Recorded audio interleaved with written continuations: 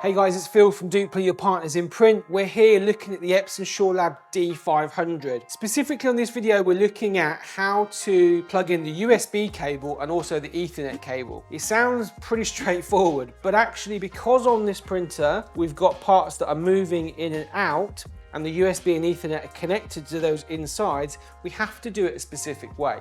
This is where we insert the USB and also the Ethernet.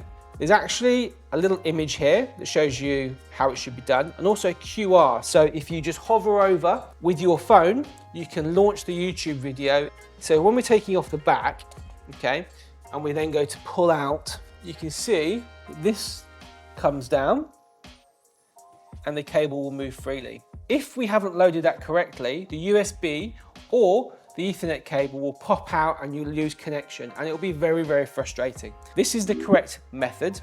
Whenever you get the printer, if you're connected via USB or Ethernet, hover over there, watch the video, 60 seconds, you'll be printing with no problems. There we go.